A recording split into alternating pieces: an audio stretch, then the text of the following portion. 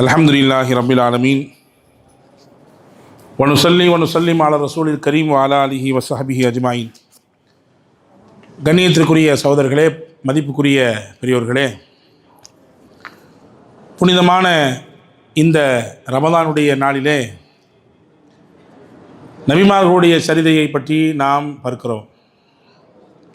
இன்றைக்கு நாம் பார்க்கக்கூடிய நபி ஆதிபிதா ஆதம் அலைஹிஸ்ஸலாம், அபுல் பஷர், மனிதர்களுக்கெல்லாம் தந்தை என்று அறியப்படுகிற ஹஜ்ரத் சையதுனா ஆதம் அலைஹிஸ்ஸலாம். இவர்களின் தோற்றம் என்ன, எப்படி அல்லாஹ் இவர்களை படைத்தான் என்பதையெல்லாம் பற்றி சுருக்கமாக நாம் பார்த்துவிட்டு இன்று வியாழக்கிழமை என்பதனாலே இதற்கு பிறகு நாம் யாசின் ஓதிக்கொள்வோம். முஸ்னத் அஹமது என்கின்ற நூல் கிரந்தத்திலே ஒரு செய்தி வருகிறது. அல்லாஹு தாலா மனிதரை படைக்க வேண்டும் என்று நினைத்தான்.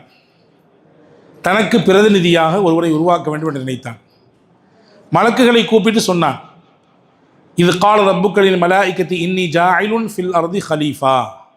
மலக்குகள்கிட்ட சொன்னால், நான் இந்த பூமியில் எனக்கு பிரதிநிதியை ஒருவரை படைக்கப் போகிறேன் அப்படின்னு சொன்னான். பிரதிநிதினா என்ன அப்படின்னா, நம்ம ஒரு இடத்துக்கு போக முடியல, ஒருத்தரை பிடிச்சி அனுப்பி வைக்கிறோம், நம்மளை அந்த இடத்துல போய் ஒரு நிறைவு கூறுவார். இந்த மாதிரி மேனேஜரால் வர முடியல, ஸ்டாஃப் என்னை அனுப்பி வச்சார் அப்படின்னு சொல்லி நினைவு கூறுவார். ஒரு கம்பெனி இருக்குது, ஒரு கம்பெனியினுடைய பிரதிநிதியாக பல இடங்களில் ஆட்களை நியமிப்பாங்க. அவர் என்ன செய்வார்னா அந்த கம்பெனி நினைவு கூறிகிட்டே இருப்பார். அதே மாதிரி அல்லாஹ் சொல்கிறான், எனக்கு பிரதிநிதியாக நான் பூமியில் மனிதனை படைக்கப் போகிறேன். அப்படின்னா என்ன, இந்த பிரதிநிதி யாரை நினைவுபடுத்திக்கிட்டே இருக்கணும்? அல்லாஹ்வை நினைவுபடுத்திகிட்டே இருக்கணும். அப்போ தான் கேட்டாங்க மலக்குகள், யா அல்லாஹ், எதுக்கு வம்பு? நாங்கள்லாம் இருக்கிறோமே, உன்னை வணங்குறோமே, ஏன் சண்டை சச்சரவு பிரச்சனை முட்டல் மோதல் முனங்கள் இந்த மாதிரிலாம் செஞ்சு ரத்தத்தை ஓட்டக்கூடிய மனுஷனையா நீ படைக்க போகிற அப்படின்னு மலக்குகள் கேட்டாங்க. நம்ம எல்லாத்துக்குமே தெரியும், அல்லாஹ் சொன்னால் ஆலமும் மாலா தாலமும், உங்களுக்கு தெரியாத எல்லாம் எனக்கு தெரியும், அல்ல உங்களுக்கு தெரியாத நிறைய விஷயம் எனக்கு தெரியும் அப்படின்னு சொன்னான். இப்போ அல்லாஹ் முடிவெடுத்துட்டான், உலகத்தில் மனுஷனை கொண்டு வரணும். அதன் துவக்க புள்ளி யார்? அதை தான் அல்லாஹ் ஆதம் என்கின்ற மனிதரிடம் துவங்கினான். ஆதம் மனிதர்களின் முதல் மனிதர், நபிமார்களிலும் முதல் நபி. அல்லாஹ் அவர்களை தேர்வு செய்வதற்கு மூலப்பொருளாக எடுத்துக்கொண்டது மண். மண் தான் நம் எல்லாருக்கும் மூலப்பொருள் இல்லையா? மண்ணில் இருந்து தான் ஹஜ்ரத் ஆதம் அலைஹிஸ்ஸலாமை படைத்தான். என்ன செஞ்சான்? முஸ்னத் அஹமது ஹதீஸ் இருக்கிறது, மலக்குகளை சொல்லி போய் மண்ணை எடுத்துட்டு வாங்க நல்லா சொன்னான். எல்லா பகுதியிலும் கலந்த மாதிரியான ஒரு மண்ணை எடுத்தது கொடுத்தாங்க. அதில் செம்மண் இருந்துச்சு, களிமண் இருந்துச்சு, வெள்ளை மண் இருந்துச்சு, சொரசொரப்பான மண் இருந்துச்சு, எல்லாம் இருந்தது. எல்லாத்தோடு சேர்த்து கலந்த கலவையாக அந்த மண் இருந்தது. அதில் ரசூலுல்லாஹ் சொன்னாங்க, ஆதமினுடைய மூலம் எல்லாம் கலந்த மண்ணாக இருந்ததினாலே மனுஷங்கள்லையும் சிவப்பு நிறம் இருக்குது, வெள்ளை நிறம் இருக்குது, கருப்பு நிறம் இருக்குது, மாநிலம் இருக்குது. மண்ணிலேயே சாஃப்டான மண் உண்டு, அதே மாதிரி சாஃப்ட் கேரக்டர் உள்ள ஆட்கள் உண்டு. மண்ணிலேயே குறகுறப்பான முரட்டுத்தனமான மண் உண்டு, முரட்டுத்தனமான மனுஷங்க உண்டு. மண்ணிலேயே நல்ல மண் இருக்குது, அதே மாதிரி நல்ல மனுஷங்க உண்டு. காலை வச்சா வலிக்கி விட்டுற மண் இருக்குது, வலிக்கி விடக்கூடிய மனுஷங்க இருக்கிறாங்க என்று ஹஜ்ரத் ரசூலுல்லாஹி ஸல்லல்லாஹு அலைஹி வஸல்லம் விவரித்தாங்க. ஹதீஸில் வருது, இப்படி ஒரு செய்தி வந்திருக்குது. ஜிப்ரஈல் அலைஹிஸ்ஸலாமை அல்லாஹ் அனுப்பினானாம் மண்ணை எடுத்து வாங்கன்னு சொல்லி. மண்ணுகிட்ட போனோன்னே மண் பேசிச்சான். ஜிப்ரீல் அலைஹிஸ்ஸலாம்கிட்ட என்ன பேசிச்சான்? என்னை நீ குறைப்படுத்திடாதீங்க, என்னை அலங்கோலமாக ஆக்கிறாதீங்க, என்னை தயவு செஞ்சு விட்டுருங்க அப்படின்னு மண்ணு சொல்லிச்சான். நான் அல்லாட்ட பாதுகாப்பு தரேன்னு சொல்லிச்சான். ஜிப்ரீல் அல்லாட்ட சொன்னாங்க. அல்லாஹ் சொன்னால், நீங்கள் உட்காருங்க, மீகாயில் நீங்கள் போய் மண் எடுத்து வாங்கன்னா. இது இப்னு கசீர் ரஹ்மத்துல்லாஹ் தன்னுடைய அல்பிதாயா வன்னிஹாவில் இந்த செய்தியை பதிவு செய்கிறாங்க. மீகாயில் போனாங்க, அதே மாதிரி மண் முறையிட்டுது. நான் வேண்டாம், என்னை விட்டுருங்க தயவு செஞ்சு, மனுஷனையாக படைக்க என்னை கூப்பிடுறீங்க, நான் வரல அப்படின்னு சொன்னான். உடனே அல்லாஹு தாலா இஸ்ராயீலை அனுப்பினான். இஸ்ராயீலை அனுப்பிய உடனே அதே மாதிரி பேசிச்சு. இஸ்ராயீல்கிட்ட யார் பருப்பும் வேகாது. இஸ்ராயீல் சொன்னார், ஓம் பேச்சை கேட்கவா, என்னை படைச்சவனுடைய பேச்சை கேட்கவா? படைச்சவன் பேச்சை கேட்கணும்னு சொன்னால் உன்னை நான் எடுத்துகிட்டு தான் போவேன் என்று ஹஜ்ரத் இஸ்ராயீல் அலைஹிஸ்ஸலாம் மண்ணை எடுத்து அல்லாஹ்விடத்திலே கொடுத்தார்கள். அல்லாஹ் தன் கையால் குழைத்து உருவாக்கிய பிண்டம்தான் ஆதம் என்கின்ற மனிதர். ஆதம் அலைஹிஸ்ஸலாமுக்கு 4 தனிச்சிறப்பு இருக்குங்க, மற்ற நபிமார்களுக்கு இல்லாத. நீங்கள் என்னை கவனிச்சிருப்பீங்க, சூரா பக்ரா முடிஞ்சிருச்சு. அதில் 3வது ஜுஸுடைய துவக்கம் என்ன தெரியுமா? தில்கர் ருசுலு ஃபவ்வல்னா பஅதஹும் அலா பஅத். நபிமார்களிலே அல்லாஹ் சிலரை விட உயர்த்தி வைத்திருக்கிறான், சிலருக்கு சில அந்தஸ்தை கொடுத்துருக்கிறான். பாருங்க, ஆதம் அலைஹிஸ்ஸலாமுக்கு 4 விதமான தனித்தன்மை இருக்குது. முதல் விஷயம் என்ன தெரியுமா? ஆதமை அல்லாஹ் தன் கையால் உருவாக்கினான். 2வது தனித்தன்மை என்ன தெரியுமா? அல்லாஹ் தன்னுடைய உயிர் மூச்சை ஆதம் அலைஹிஸ்ஸலாமுக்கு ஊதினான். அல்லாஹ் ஊதி தான் ஹதரத் ஆதம் அலைஹிஸ்ஸலாமுக்கு ரூஹ் வந்துச்சு. 3வது தனித்தன்மை என்ன தெரியுமா? ஆதமை படைச்ச உடனே மலக்குகளை பார்த்து சொன்னால் அவருக்காண்டி சிரம் பணியுங்கள் என்று சொன்னான். சிரம் பணியுங்கள் என்று சொன்னான். மேப்படியாக பண்ணலைன்றது அடுத்த விஷயம், அடுத்து வருவோம். மலக்குகள்கிட்ட சொன்னால் அல்லாஹ் அவருக்கு தலை வணங்குங்கள் என்று சொன்னான். 4வதாக ரொம்ப இம்பார்ட்டண்டான விஷயம் என்ன தெரியுமா? உலகத்தில் படைக்கப்பட்ட நபிமார்கள் எல்லாத்துக்கும் அல்லாஹ் வஹீயின் மூலமாக தான் பேசினான். ஆனால் ஆதம் அலைஹிஸ்ஸலாம்கிட்ட நேரடியாக பேசினான். அல்லாஹ் டைரக்டாக அல்லாஹ் பேசினான். குர்ஆனில் அல்லாஹ் சூரா பக்ராவிலே சொல்லுகிறான், வஅல்லம ஆதமல் அஸ்மாஅ குல்லஹா. அல்லாஹ் எல்லாவற்றினுடைய பெயரையும் அவனே கற்றுக் கொடுத்தான், அவனே முன்னால் நின்று கற்றுக் கொடுத்தான் என்று சொல்கிறான். இந்த 4 தனித்தன்மையும் ஹஸரத் ஆதம் அலைஹிஸ்ஸலாமுக்கு உண்டு. இப்போ விஷயத்துக்கு வருவோம். ஷைத்தானுக்கு ஏற்பட்டு போச்சு பொறாமை. என்னடா இது, நம்ம தான் முக்கியமான ஆளாக இருந்தோம், இங்கே பெரும் புள்ளியாக இருந்தோம், நம்ம தான் எல்லாத்துக்கும் கற்றுக் கொடுத்துக்கிட்டு இருந்தோம். இப்போ யாரோ புதுசாக ஒன்றை படைச்சி அவருக்கு வேறு தலை வணங்கன்னு சொல்கிறாரு.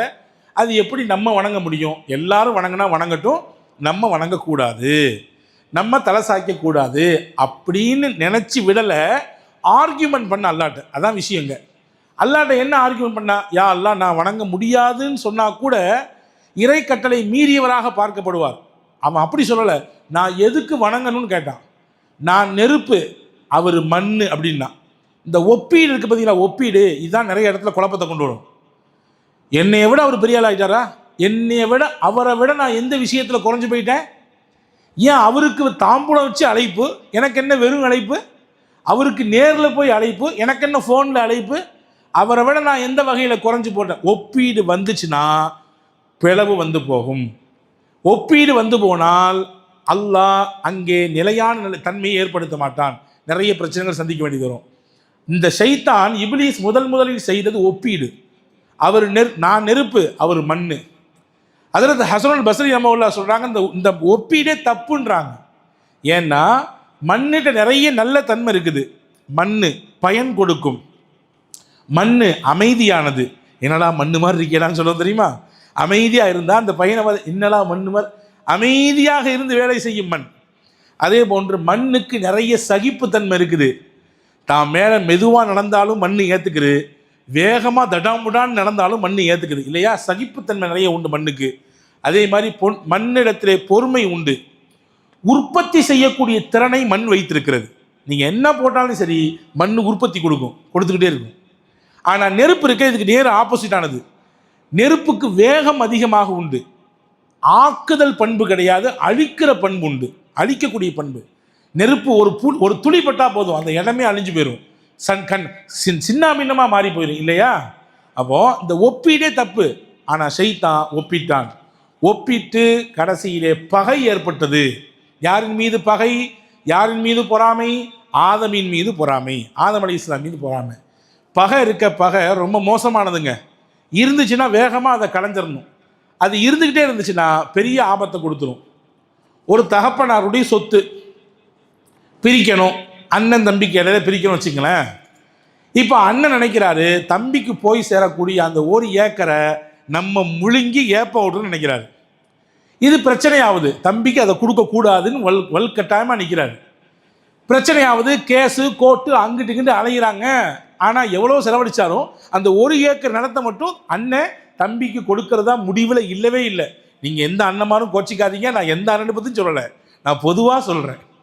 அன்பர்களே, இப்படி நடந்தவுடன் கடைசியில் கோர்ட்டு ஒரு முக்கியமான ஒரு தீர்ப்பை சொல்ல போது இப்போ 2 பேரும் பயணித்து போகணும். ஆனால் கோர்ட் இருக்கிறது அக்கறையில். இவங்க இங்கேருந்து ஒரு படகுல ஏறி பயணித்து தான், ஒரு கப்பலில் ஏறி பயணித்து தான் அந்த கரைக்கு போய் சேரணும். அன்னைக்கு பார்த்து பாருங்கள், கப்பலில் போகும்போது அண்ணனும் இருக்காரு, தம்பி இருக்காரு. அன்னைக்கு பார்த்து ரொம்ப காற்று அடித்து கப்பலினுடைய மாலுமி அறிவிக்கிறாரு, இந்த காற்றுல படகு போகாது போல தெரியுது, என்னமோ தெரியல, இன்னைக்கு உங்களுடைய இறைவனை வேண்டிக்குங்க, இறைவன் நாடினால்தான் கரை சேரும், இல்லை என்றால் கப்பல் மொத்தமும் மூழ்கிவிடும் அப்படின்னு ஒரு அறிவிப்பு கொடுத்தாரு. அண்ணன் வேகமாக எந்திரிச்சு போய் மாலுமிட்ட கேட்டார், கப்பல் இந்த கடலில் மூழ்கி போச்சுன்னா, தண்ணீரில் மூழ்கி போச்சுன்னா முதல்ல எந்த பாகம் மூழ்குன்னு கேட்டார். கோபம், கடுமையான கோபம் மாலுமிக்கு. அறிவற்றவன் இப்போ இதை கேட்குறீங்க சொல்லு அப்படின்னு வலுக்கட்டாமல் நிற்கிறாரு. அப்புறம் சொன்னாரா, முன்பாகம்தான் மூழ்கும் அப்படின்னு சொல்லிட்டு வெளியே வரும்போது முன்பாகத்தை தம்பி உட்கார்ந்தாரு. ஒரு நமட்டு சிரிப்பு சிரிச்சான் இருந்தாலும் ஒரு சிரிச்சுட்டு பின்னாடி போய் உட்காந்துக்கிட்டான். அப்படின்னா என்னதுமா அர்த்தம்?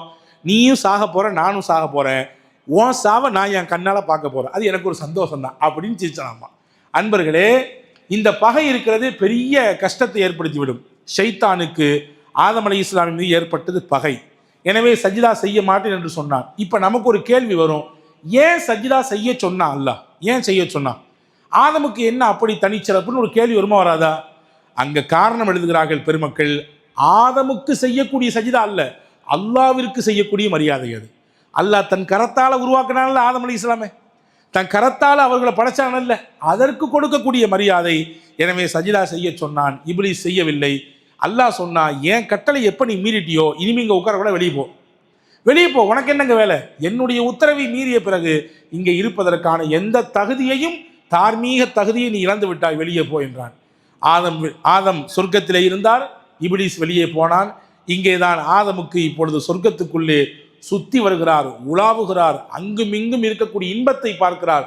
ஆனால் ஒரு விதமான விரக்தி இருந்தது அவருக்கு, ஒரு விதமான விரக்தி. அவர் முகத்தில் அந்த சோகம் தெரிஞ்சுது. இப்போ அல்லாஹ் புரிஞ்சுக்கிட்டான், எதுக்கு சோகமாக இருக்காருன்னு புரிஞ்சுக்கிட்டான். கொஞ்சம் தூங்க வச்சான். தூங்கி எந்திரிச்சு பார்த்தாரு, தலைமாட்டில் ஒரு அம்மா உட்காந்துருக்காங்க, ஒரு பெண் இருக்கிறாங்க. யாருமா நீங்கன்னு கேட்டான். நான் உங்களை நிம்மதிப்படுத்துறதுக்காண்டி வந்திருக்கேன், உங்களை சந்தோஷப்படுத்துறதுக்காண்டி வந்திருக்கிறேன், உங்களுக்கு மகிழ்ச்சியை தர்றதுக்காண்டி வந்திருக்கேன், உங்கள் பேர் என்ன? ஹவ்வா. அப்படியா அப்படின்னா. அறிஞர்கள் இங்கே 2 விஷயத்தை சொல்கிறாங்க. சொர்க்கமாக இருந்தாலுமே அங்கே பெண் இல்லை என்றால், ஒரு துணை இல்லை என்றால், அந்த வாழ்வு விரக்தியான வாழ்க்கை தான். நீங்கள் பார்க்குறதெல்லாம் பார்த்தா தெரியுது அது வித்தியாசமாக இருக்குது உலகத்தில் எங்களுக்கு அப்படின்னு. இல்லை, உண்மை வரலாறு இது. சொர்க்கத்தின் சுகங்கள் கூட மனிதனுக்கு இன்பத்தை தராது துணை இல்லை என்றால். அல்லாஹ் துணையை கொடுத்தான். ஹவ்வா அலைஹிஸ்ஸலாம் வந்ததுக்கு பின்னாடி தான் அவங்களுடைய முகத்தில் சந்தோஷம் வந்துச்சு. ஹவ்வா அலைஹிஸ்ஸலாம் வந்ததுக்கு பின்னாடி தான் மகிழ்ச்சி வந்தது. அல்லாஹ் அதன் வழியாக அவர்களுக்கு சந்ததிகளை உற்பத்தி செய்தான். சொர்க்கமெல்லாம் சுற்றி வாருங்கள், ஒன்று மட்டும் செய்யாதீங்க, அந்த குறிப்பிட்ட மரத்தின் பக்கம் போகாதீங்கன்னு அல்லாஹ். ஆனால் ஷைத்தான் எப்போதுமே வேண்டான்னு சொல்கிறது தானே தூண்டுவான். வேண்டான்னு இறைவன் சொன்னதை தூண்டினான். அந்த பழத்தை சாப்பிட்டார்கள். சாப்பிட்டதற்கு பிறகு அல்லாஹ் அந்த பூமிக்கு இறக்கி வைத்தான். இதற்கு இடையிலே ஆதம் அலைஹிஸ்ஸலாமை படைத்ததற்கு பிறகு சில காட்சிகளை ஆதம் அலைஹிஸ்ஸலாமுக்கு அல்லாஹ் காமிச்சான். என்ன காமிச்சான்? தனக்கு பின்னால் தன்னுடைய உரத்திலிருந்து வரக்கூடிய சந்ததிகள் யார் யாருன்னு நல்லா காமிச்சான். எல்லாத்தையும் பார்த்தாங்க. நம்மளெல்லாம் பார்த்துருப்பாங்க போல தெரியுது. எல்லாருடைய 2 இமைக்கு இடையில அவங்களுடைய ஆயுசு எம்புட்டுன்னு எழுதப்பட்டிருந்துச்சு. நம்ம எல்லாருக்கும் நம்ம 2 புருவத்துக்கு இடையிலே அந்த இடத்திலே நீங்கள் எத்தனை வருடம் வாழ்வீர்கள் என்று எழுதப்பட்டிருந்தது. அப்படியே பார்த்துட்டே வந்தாங்க. ஒருத்தரை பார்த்தாங்க, ரொம்ப அழகாக இருந்தார். இப்போ கேட்டாங்க, இது யார் இது அப்படின்னு கேட்டாங்க. இதான் உங்கள் புள்ள தாவூத் அப்படின்னாங்க. இவர் எத்தனை வருஷம் வாழ்வார் உலகத்தில்? 60 வருஷம். ஐயே பத்தாது, நல்ல அழகாக இருக்கார் பார்க்குறதுக்கு, இவர் கூட ஒரு 40 வருஷம் வாழ்ந்தால் சரியாக இருக்குமே அப்படின்னு சொல்லி தான் வயசுலேருந்து 40 வயசில் தான் பிள்ளைக்கு இனாமாக நான் கொடுத்துட்றேன், என் வயசுலேருந்து எடுத்துக்கங்க அப்படின்னு ஹஜ்ரத் ஆதம் அலைஹிஸ்ஸலாம் சொன்னாங்க. ஆதம் அலைஹிஸ்ஸலாமுக்கு கொடுத்த ஆயுள் 1000 ஆண்டு. இப்போ 1000 வருஷத்தில் 40 கொடுத்துட்டாங்க மகனுக்கு. தாவூத் அலைஹிஸ்ஸலாமுக்கு அது 60ஓடு சேர்த்து 40 100ஆக மாறிவிட்டது. இப்போ ஆதம் அலைஹிஸ்ஸலாமுடைய 960வது வயதிலே அவர்களுடைய ரூஹ் கைப்பற்றப்படும் பொழுது இஸ்ராயில் வந்தாங்க. உங்கள் காலம் முடிஞ்சு பாவா, நம்ம போகலாமான்னு கேட்டாங்க. என்ன 1000 வருஷம் தான் எனக்கு ஆயுள், இப்போ என்ன வந்தீங்கன்னு கேட்டாங்க. விவரம் தெரியாதா? உங்கள் பிள்ளையில ஒருத்தர் தாவூதுக்கு தானே நீங்கள் கொடுத்தீங்க உங்கள் வயசில் 40, இப்போ என்ன முடிஞ்சு போச்சான்னு கேட்குறீங்க? அதெல்லாம் இல்லை, அதெல்லாம் எனக்கு மறந்து போச்சு, அதெல்லாம் கொடுங்க, எனக்கு 40 வருஷம் வேணும்னு கேட்டாங்க என்று வருகிறது. ஹஸரத் ரசூலுல்லாஹ் சொன்னாங்க, ஃபநசிய ஆதம் ஃபநசியது துர்ரியத்துஹு. ஆதம் நடந்ததை மறந்தால் அவர் பிள்ளைகளுக்கும் மறதி அவருடைய வியாதியாக தொற்றிக்கொண்டது. ஆதம் நடந்ததை மறுத்தார், அவர்களின் பிள்ளைகளுக்கும் மறுக்குதல் என்பது அப்படியே தொத்துக்குச்சு. எல்லாத்துக்கும் இருக்கா இல்லையா? ஒரு விஷயத்தை மறுத்து பேசுறது, செஞ்சதை மறந்துறது, இதெல்லாம் இயற்கையாக உண்டு. இது யார் கொடுத்தது என்றால் ஆதம் அலைஹிஸ்ஸலாம் கொடுத்தது என்ற செய்தியை நாம் இங்கிருந்து உள்வாங்கிக் கொள்கிறோம். எனவே அன்பர்களே, ஷைத்தான் விளையாடினான். விளையாட்டின் விளைவாக மரத்தினுடைய கனியை புசித்தார்கள். புசித்ததற்கு பிறகு அவர்களுக்கு 2 விஷயம் ஏற்பட்டது. ஒன்று, அவர்களுடைய அவயங்கள் அவர்களுடைய மறைவிடங்கள் வெளிப்பட துவங்கியது. அதற்கடுத்து உள்ளே உணவு போனதற்கு பிறகு அவர்களுக்கு வெளியாக்க வேண்டிய சூழல், அதாவது அவங்களுக்கு சுய தேவையை பூர்த்தி ஆக்கக்கூடிய நிலை ஏற்பட்டது. இப்போ தான் அல்லாட்ட கேட்டாங்க, என்னையா அல்லா, நான் தான் சொன்னதில்ல பக்கத்தில் போகக்கூடாதுன்னு. இப்போ உங்களுக்கு இந்த தேவை ஏற்படுகிறது என்றால் இது சொர்க்கம், கண்ணியமான இடம், தூய்மையான இடம், இங்கே அதற்கு எந்த இடமும் கிடையாது, நீங்கள் உலகத்திற்கு போங்கள் என்று அல்லாஹ் அனுப்பி வைத்தான். அனுப்பி வைத்தது மட்டுமல்ல, அல்லாஹ்விடத்தில் எவ்வளவு பெரிய விஷயத்தை நாம் செய்து விட்டோம் என்று மனம் வருந்தினார்கள், கஷ்டப்பட்டார்கள், அல்லாஹ்விடத்திலே மன்னிப்பு கேட்பதற்காக வேண்டி நின்றார்கள். அப்பொழுதுதான் அல்லாஹ் ஒரு அழகான துவாவை கற்றுக் கொடுத்தான். ஆதம் அலை இஸ்லாமுக்கும் ஹவ்வா அலை இஸ்லாமுக்கும் கற்றுக் கொடுத்த துவா இது. எவர் ஒருவர் பாவம் செய்ததை ஒத்துக்கொண்டு பொறுமையோடு பணிவோடு அடக்கத்தோடு ஆதமும் ஹவ்வாவும் அலைஹி ஸலாத்து வஸலாம் ஓதுன இந்த துவாவை ஓதுகிறாரோ அவருக்கும் அல்லாஹ் மன்னிப்பை கொடுப்பான், அவருக்கும் அல்லாஹ் விசாலமான வழியை காட்டுவான், அவருக்கும் சிறந்த எதிர்காலத்தை கொடுப்பான் என்பது இந்த வசனம் நமக்கு சொல்லித்தரக்கூடிய விஷயம். என்ன துவா அது? ரப்பனா ஸலம்னா அன்ஃபுஸனா வ இல்லம் தக்ஃபிர் லனா வ தர்ஹம்னா லனகூனன்ன மினல் ஹாசிரீன். யா அல்லாஹ், நாங்கள் எங்கள் ஆத்மாவிற்கு அநீதம் இழைத்து விட்டோம், நீ எங்களை மன்னித்து எங்கள் மீது அருள் செய்யவில்லை என்றால் பெரும் நஷ்டவாதிகளின் கூட்டத்தில் நாங்கள் சேர்ந்து விடுவோம். இந்த துவாவை பற்றி அல்லாஹ் நிறைய பேசுகிறான். குறிப்பாக ஃபதலக்கா ஆதமு மிர் ரப்பிஹி கலிமாத்தின் ஃபதாப அலைஹி, அல்லாஹ் சொல்லி கொடுத்த வார்த்தை இது, அதை கூறி அவர் அல்லாஹ்விடத்திலே மன்னிப்பு கேட்டார் என்று குர்ஆன் சொல்லுகிறது. இதை ஓதிக்கிட்டே இருந்தாங்க. அல்லாஹ் அவர்களுடைய அந்த தவறை பிழையை மறைத்தான், மன்னித்தான். கடைசியில் அல்லாஹ் உலகத்தில் இறக்கி விட்டான். எல்லாம் அல்லாஹ்வுடைய ஏற்பாடு. சொர்க்கத்திலிருந்து ஆதம் அலை இஸ்லாம் உலகத்திற்கு வந்தார்கள். எங்கே இறங்கினார்கள்? அறிஞர் பெருமக்கள் நிறைய விளக்கம் சொல்றாங்க.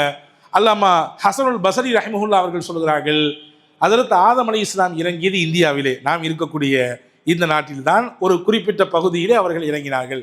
ஹஜ்ரத் ஹவ்வா அலை இஸ்லாம் இறங்கியது தான் சவுதி அரேபியா, ஜத்தா, அதற்கு பெயர் ஜத்தா. ஆனால் ஜித்தான்னு இப்போ சொல்கிறாங்க. ஜத்தானா பாட்டின்னு அர்த்தம். ஜத்தானா பாட்டி, எல்லாத்துக்கும் மூத்த பாட்டி அவங்க தானே. அவங்க இறங்கினது அங்கே, ஹஜ்ரத் ஆதம் அலை இஸ்லாம் இறங்கினது இங்கே. இறக்கி விட்டார்கள். ரெண்டும் இணை பிரியாத தம்பதிகளாக இருந்தவங்க ரெண்டு துருவங்களில் போயிட்டாங்க. அல்லாஹ்ட்ட கேட்டுக்கிட்டே இருந்தாங்க, துவா ஓதிட்டே இருந்தாங்க. ஒரு கட்டத்தில் அல்லாஹ் அரஃபா மைதானத்திலே வைத்து அவர்களை சந்திக்க வைத்தான். அதனால்தான் அந்த மைதானத்துக்கு பெயர் அரஃபா என்று பெயர் வந்தது. ஆதம் அலை இஸ்லாம் தன் மனைவி ஹவ்வா அலை இஸ்லாமை அறிந்து கொண்ட இடம் என்று அதற்கு பெயர். இப்படி இறங்கினாங்க. கண்ணியமானவர்களே, வெள்ளிக்கிழமைக்கு தனிச்சிறப்பு இருக்கு. நாளைக்கு வெள்ளிக்கிழமை இல்லையா?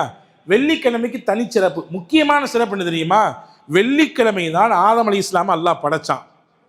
வெள்ளிக்கிழமை தான் சொர்க்கத்துக்குள்ள அல்லாஹ் கொண்டு வச்சான். வெள்ளிக்கிழமை தான் சொர்க்கத்திலிருந்து வெளியாகவும் செய்தான். வெள்ளிக்கிழமை தான் உலக அழிவு நாளும் வரும். ரசூலுல்லாஹி ஸல்லல்லாஹு அலைஹி வஸல்லம் சொன்னது சஹீஹ் முஸ்லிம்ல இந்த ஹதீஸ் பதிவாகி இருக்கிறது. அப்போ ஆதம் அலை இஸ்லாம் எத்தனை நாளுங்க இருந்தாங்க சொர்க்கத்தில் அப்படின்னு ஒரு கேள்வி வருமா வராதா? அறிஞர்கள் சொல்கிறார்கள், உள்ளே நுழைந்தார்கள், ஒரு சில மணித்துளிகள் தான் இருந்தார்கள். அந்த மணித்துளிகளே இவ்வளவு செயல்பாடுக்கு காரணமானுச்சு. இவ்வளவு செயல்களும் அந்த ஒரு சில மணித்துளிகளோடு முடிந்து விட்டது. அதற்கடுத்து பூமிக்கு அனுப்பப்பட்டார்கள்.